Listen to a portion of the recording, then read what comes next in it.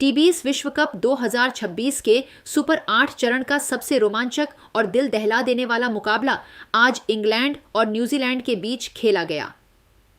कोलंबो के मैदान पर रनों की ऐसी जंग देखने को मिली जिसकी कल्पना किसी ने नहीं की थी। न्यूजीलैंड ने पहले बल्लेबाजी करते हुए 159 रनों का एक सम्मानजनक स्कोर खड़ा किया था। लक्ष्य का पीछा करने उतरी इंग्लैंड की शुरुआत बेहद खराब रही और 117 रन पर उनके 6 मुख्य बल्लेबाज पवेलियन लौट चुके थे।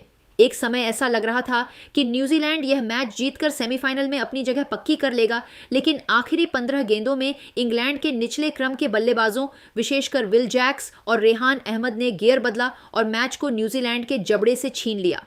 18वें ओवर में ग्लेन फिलिप्स के खिलाफ 22 रन और फिर 19वें ओवर में कप्तान सैंटनर के खिलाफ 16 रन खाकर न्यूजीलैंड की उम्मीदें पूरी तरह टूट गईं।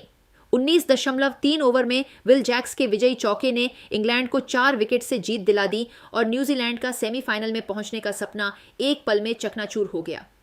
इस हार के बाद न्यूजीलैंड के कप्तान मिचेल सैंटनर पूरी तरह टूट गए।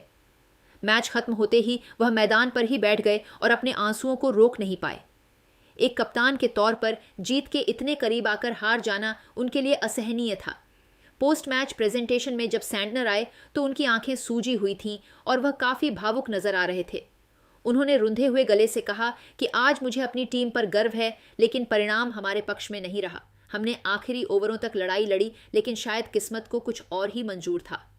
सैंटनर ने कहा कि 160 रनों का बचाव करते हुए हमने 17वें ओवर तक मैच पर अपनी पकड़ बनाई हुई थी, लेकिन टी20 क्रिकेट का यही असली चेहरा है। एक खराब ओवर और सब कुछ खत्म हो जाता है। उन्होंने स्वीकार किया कि वह खुद 19वें ओवर में रनों पर अंकुश नहीं लगा पाए, जिसका उन्हें ताउम्र मलाल रहेगा।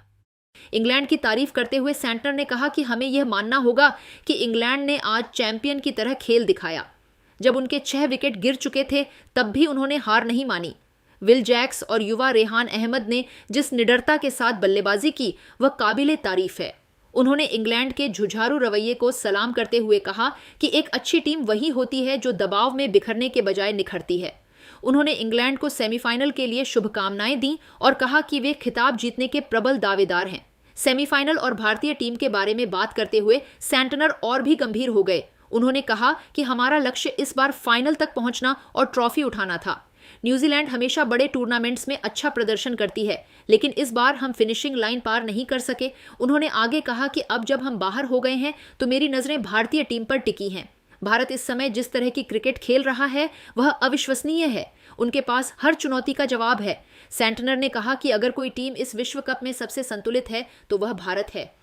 उन्होंने उम्मीद जताई कि भारत फाइनल तक पहुंचेगा क्योंकि वे इस खेल को एक अलग स्तर पर ले गए हैं।